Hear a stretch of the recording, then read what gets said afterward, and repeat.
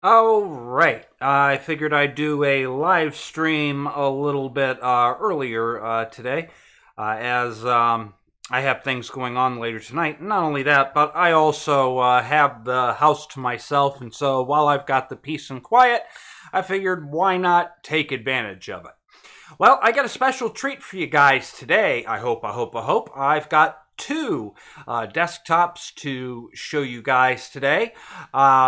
Manjaro has just put out their third release candidate for their 2018 snapshot. And a couple weeks ago, I looked at the first release candidate of XFCE.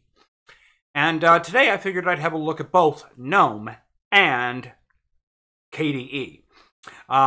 So why don't we go ahead and have a look at these. First, let's go ahead and fire up their Gnome edition. And once we have everything all set up here, let me go ahead and change modes here. I should have it over here. One moment, please, while I... yes, I do. Okay, good stuff. Okay, so here we are, and this is what you're presented with on a fresh install of the Gnome edition. Let's go ahead and open up a terminal and see just how much memory this is using.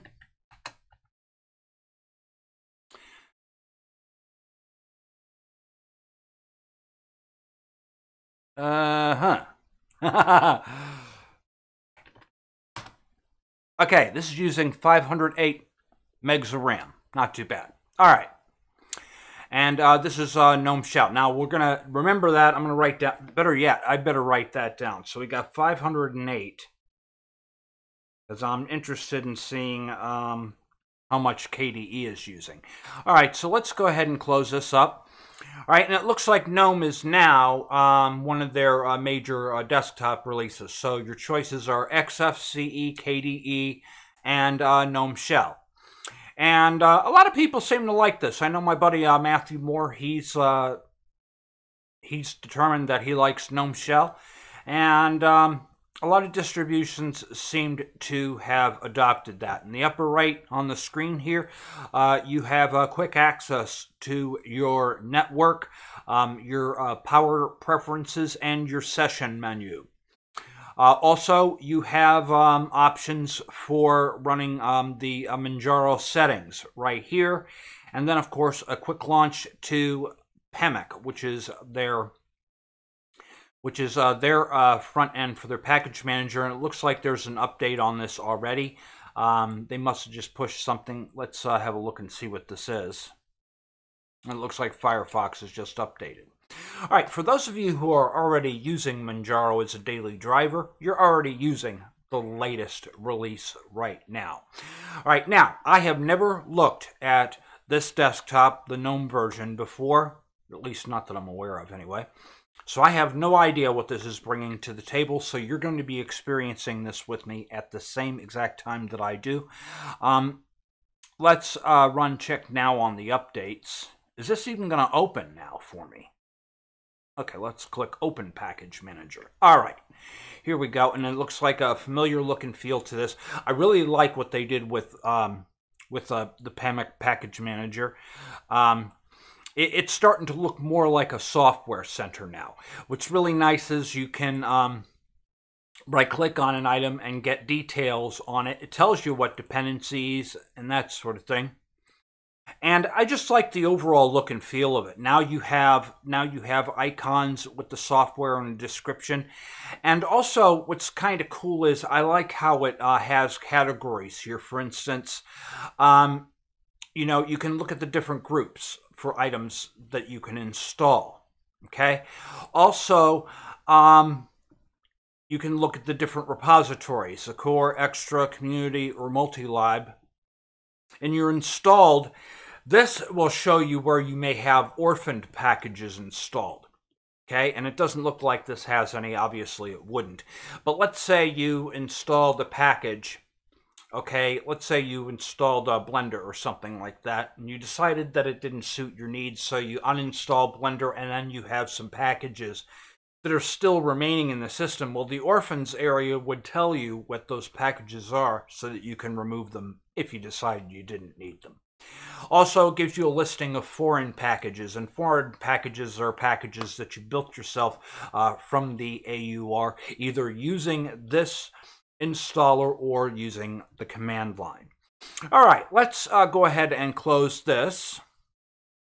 And let's see what you get in terms of packages included with this. You're greeted on a fresh installation with the Manjaro Hello application, which gives you links to documentation, support, and other project information. So you have that readily available to you if you need it, and you can turn it off if you don't want it. All right, and then a quick launch to Firefox. The file manager, which is Nautilus on Gnome. You also have a quick launch to a text editor, your terminal, the PAMIC package manager, and then Empathy for your instant messaging, email, excuse me. And then you can take a screenshot. Clicking down here gives you a listing of all the software that comes loaded with this, and there are a number of applications. Ideally, I would have really liked it if we could have seen a version where, you know, where it didn't have so many packages pre-installed. But you do have that option, actually, if you go onto Manjaro's website and download Manjaro Architect. Then you can build the distribution that you want with the packages you want, nothing more and nothing less. It would have been nice, though, to see a light version with desktop, but that's okay. All right, so a bunch of applications are thrown in here to help you get the most out of the system. And LibreOffice Suite is included in here. The Manjaro settings, let's have a look at that because this is very, very important. Okay, with the Manjaro settings manager that you have here, you can do a number of things with this. And one thing is you can choose which kernel you have installed on your system. Okay, right now it looks like we're running the Linux 4.19, which is an experimental build. And when the final version of 4.19 comes out, it will be an LTS. The current LTS that Manjaro is running and is recommending is 4.14. You can choose any kernel that you want to, and you can have more than one kernel installed. It's just that you will choose which kernel you want to boot with from the grub boot menu using the advanced options. But you can pick which kernel you want to. Maybe you want to run an older kernel because you may be running older hardware that a newer kernel may not have a driver support for anymore. There are many reasons why you would want to use different kernels, and Manjaro provides several of them to you. Okay, let's close this. And oops, I didn't really want to close that, did I? Okay, well, we can get back to it by going into this menu here. And then going into options. It's not options. My bad. Let me just... Oh, wait. Now we got another menu here. What happened? Okay, let's try that again. All right, but they do have a menu up there. That's cool. I didn't even know that. All right, cool stuff indeed. See all these cool little surprises. All right, so let's go back into the settings manager here, and then let's talk about the hardware configuration. And this tool is absolutely amazing. The Manjaro settings manager has the Manjaro hardware detection utility. And I remember when this came out and it was a command line utility, it would automatically sniff out your hardware and let you download and install a driver for it. And this is the GUI front end for it. And what was really amazing about this on my particular hardware, when I got this, when I got the ThinkPad, I had the option of using the Bumblebee driver or the discrete driver. And so what I basically did was, by default, it installed the Bumblebee driver. And what I decided to do was just go with the discrete. I installed that driver through this interface and then went into my BIOS and shut off the Intel graphics side of things. And it was amazing how trouble-free the process was, at least for me. You know, I was able to shut off one interface through BIOS and then already have the driver installed and ready to go, so that I was able to boot into my system and didn't have any issues with it at all. Manjaro has been the most trouble-free distribution I have ever used, and I have yet to find a distribution that has impressed me nearly as much as what Manjaro brings to the table. So this is awesome stuff indeed. And then, of course, let's go back into all settings. You have a number of other things. You can configure your keyboard settings, time and date, your locale settings if you need to install another language, and then, of course, you can manage your user accounts right here. All right, moving right along here. They've got a menu on Gnome. This is nice. I was not even aware of that, so this is going to make things a little bit easier for me. Okay. And this looks like kind of like a Windowsy kind of menu here. All right, looks like you got Steam included with this. Cool stuff for those of you who want to get your game on. I don't know if I like the switcher here. I think I'd much rather have things reorganized a little differently, and I'm sure there's a way to do it. I've never seen this menu before. Okay, what do you get for internet? Okay, it looks like they've got the Skype bundle and the Microsoft Office kind of thing going on, but you can remove those easily if you don't want them. Matter of fact, yes, we click on Office, you got the LibreOffice, and then of course you got the Microsoft Excel things here. Personally, I don't trust Microsoft. I don't want their software on my computer.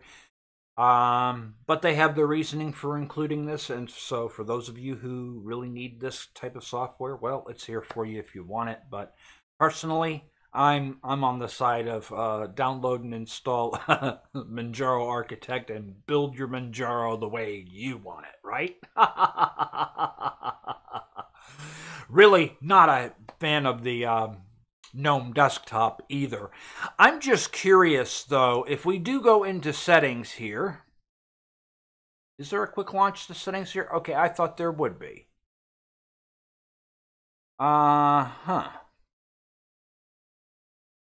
Okay, well, there's tweaks right here. And let's see what we got here. All right, we can manage... oh, they got a dark theme. Ooh, yeah, I like that. I love it when they have... Okay, well, that did... I don't know. Let's try a Dwada Dark. That I like. Gotta love it when they've got a dark theme in here, and they've got Breeze or X-Breeze Snow. Let's see what... I think I like that cursor better. Okay, cool. And it looks like they've switched to the Papyrus theme for icons, and that's cool. I like that. All right. I'm digging this already. And anything else? Okay. Looks like they've included a nice little tweak tool so that you can really do some nice customizations with Gnome Desktop. Awesome. Awesome. That's always a plus in my book anyway. All right, you manage your startup applications here. And a bunch of other little tweaks. Okay. So, compared to other Gnome desktops that I've looked at, it looks like there's more of a complete user experience bundled in this, which is awesome sauce. Okay, this looks pretty good. If you think this is something that you would like to try out, then by all means, click the link below. I've put one down there. And you can have a look at this one and see if this is something you would use on a daily basis. All right, and then in the meantime, let me go ahead and close this one down and then move on to the next one. Let's just power that off. Okay, and then in the meantime, I'll go ahead and I'll take a quick look at some of your comments here. And see what some of you had to say. Okay, one person is saying Kubuntu is an awesome distribution. I always say, use the distribution you like most. Okay, it looks like Transter United is saying he would pick KDE over Gnome any day. Well, we're going to have a look at that here in just a moment. I'm firing it up right now. Okay, and actually, let's double check here and make sure that I've got it fired up correctly here.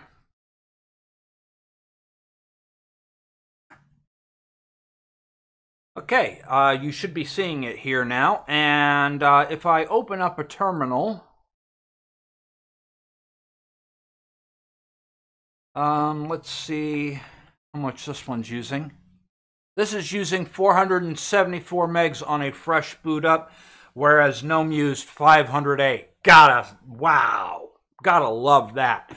KDE has certainly added some polish to their Plasma desktop, and so on a fresh boot up there, it's using less memory than Gnome Shell is. How cool is that? So this is what you're presented with, and I've got to say, every time I'm looking at Manjaro's implementation of KDE, I'm quite impressed with it. And eventually, when I get a larger SSD drive, I'm going to slap KDE on this desktop. All right, you've got a little menu here where you can add additional widgets to your panel. And as you can see, there are tons of them. I love this out-of-the-box dark theme that they've already got applied to KDE, especially if you're somebody like me. If you spend as many hours in front of the computer screen as I do, you know, and yes, I know there's Redshift out there and all that, but why have all that stuff? If you've got a nice dark theme with light text, you know, that's easier on the eyes as well. So, at any rate, lots of good stuff here. It's looking great. All right. And, of course, a bunch of widgets are thrown in here. You've got your clock with the calendar. You also have your status and notifications.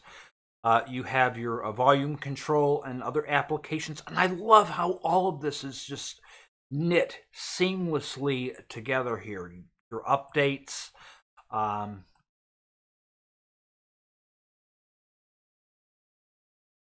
Okay, your trash is here. All right, and you can show your desktop. Okay, cool stuff indeed.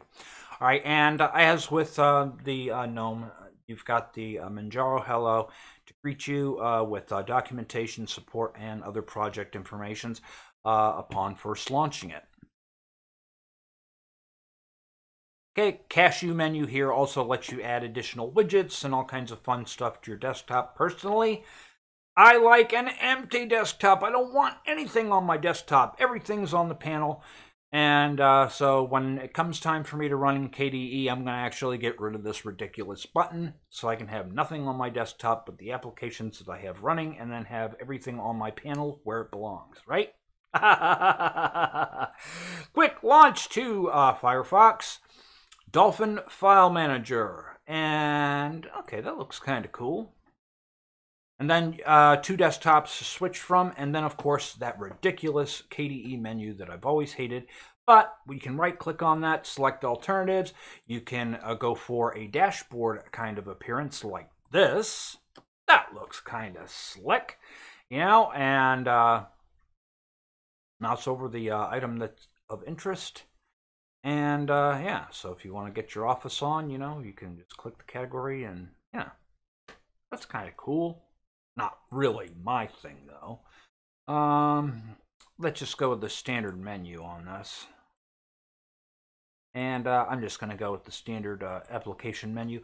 But you know what? I'm going to, one of these days, figure out how to shoe XFCE's whisker menu into this, because that would be completely and totally awesome, and I gotta have it. If I can have XFCE's whisker menu on top of a KDE desktop, I will be in 7th heaven. But this menu will do for now. I kind of like the look and feel of this. Some quick launches to some applications are included right here. Firefox. Your system settings, let's go ahead and click this and open it. Okay, and everything can be managed from right here. Your hardware configurations. And of course, it looks like they've got the Manjaro hardware settings tool incorporated into this. How cool is that? What makes this different, though, this one doesn't use PMIC. It uses Octopi. I'll show you that in a minute. Octopi isn't quite as pretty looking, but it gets the job done in terms of installing packages on here. Okay, so let's see what kind of workspace themes they've gotten here. Okay, nothing fancy. Breath, Breeze, and Breeze Dark. Well, I'm a sucker for dark themes, so we've got to apply the dark theme. Boom, gotta love it. Okay, cool stuff indeed. Maybe I don't like this wallpaper. Let's configure the desktop here. Wallpaper, wallpaper, wallpaper. Let's pick something out nice and dark. How about this blue one? And apply. Okay, see, it doesn't even look like Manjaro anymore. Now it looks kind of spatterized there. All right, looking cool, looking cool, looking cool. Let's have some more fun with this. All right, I'm going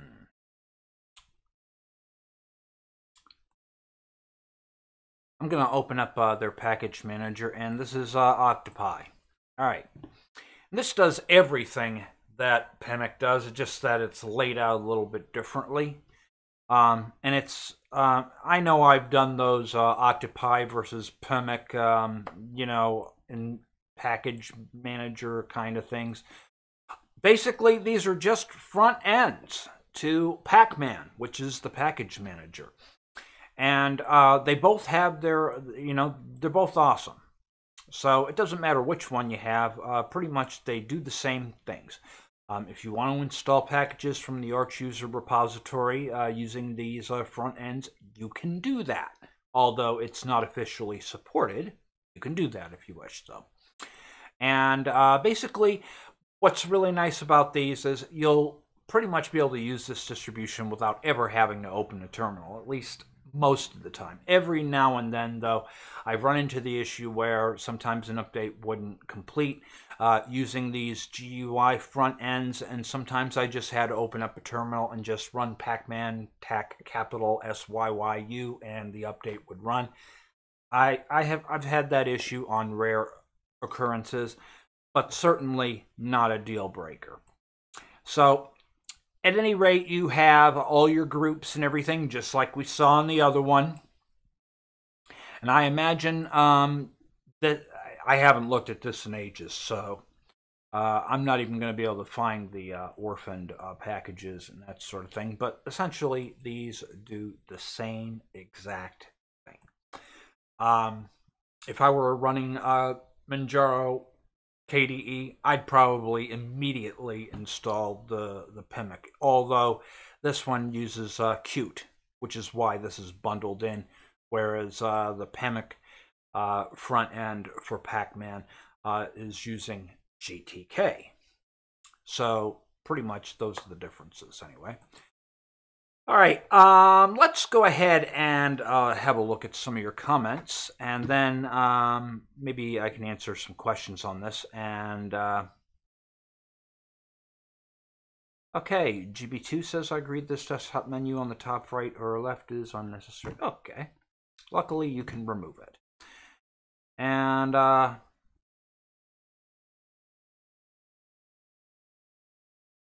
okay, GB2 says, you can't have the whisker menu on KDE Plasma. My plan is to develop something like it for my distro. Well, there is a way. I'm sure there is.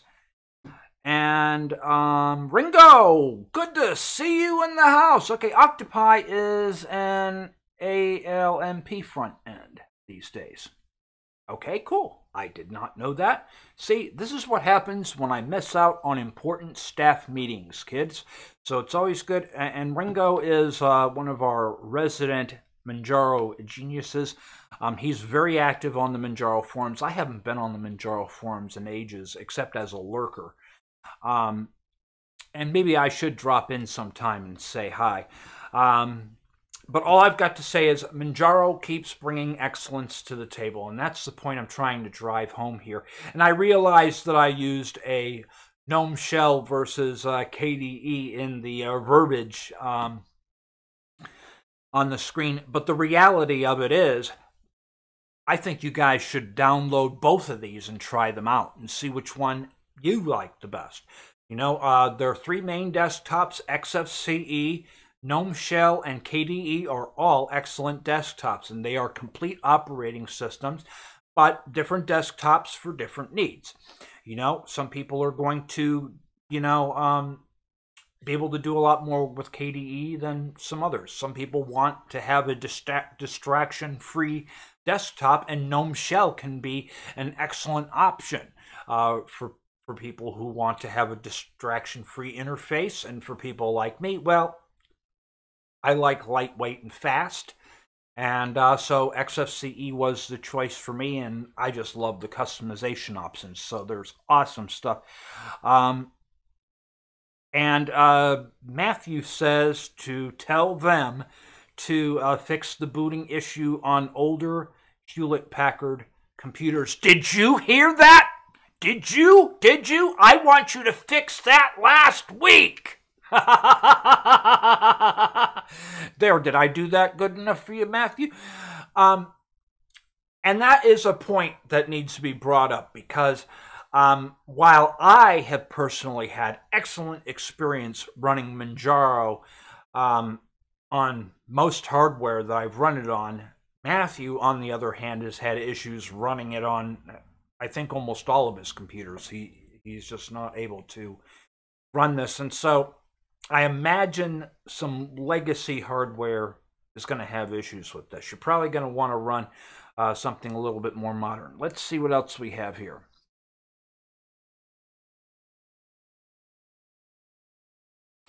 Okay, Hank Van Het states, what I don't like about Manjaro is they don't use a separate unencrypted boot partition.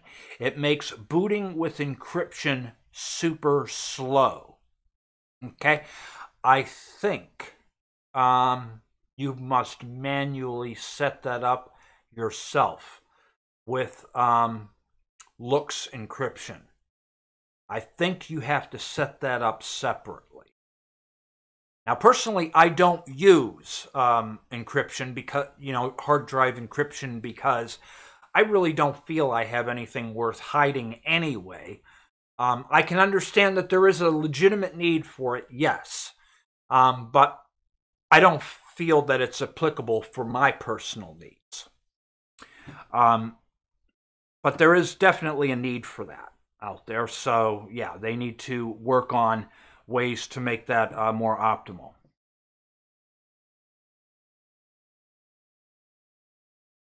Okay, and Hank is confirming that he knows that he can manually set that up, but it's a poor default. Okay, so that's an excellent suggestion for the developers, and I know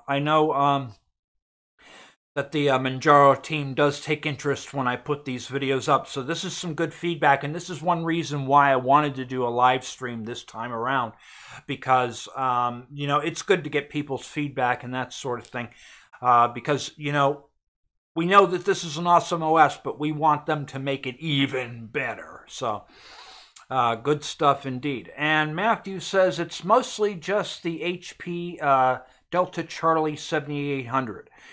Manjaro won't even start the bootloader on that machine. I can't even get Grub to start. It worked fine with older GFX boot though.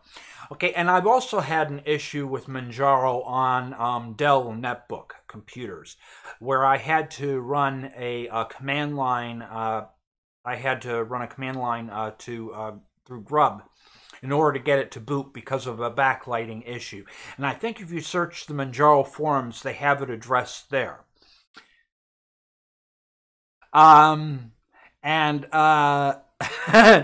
We've got one in every crowd, and today it is you, DLP DIP8. I used H2O to slick back my hair today, okay? One in every crowd, and it's you today. All right.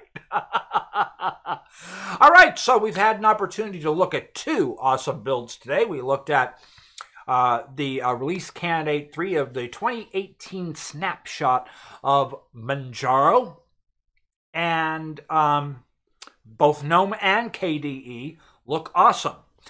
But in Gnome Shell versus KDE, who comes out the winner? Neither. Download both of them, try them out for yourself, and use the one that you like the best. Manjaro has excellence regardless of which desktop you choose. They should be able to fill most everyday average users' needs just fine. Well, that's all I have on today's show. I'm not sure what I'm going to be covering next, but I'm sure I'll have something equally exciting. So until next time, peace out.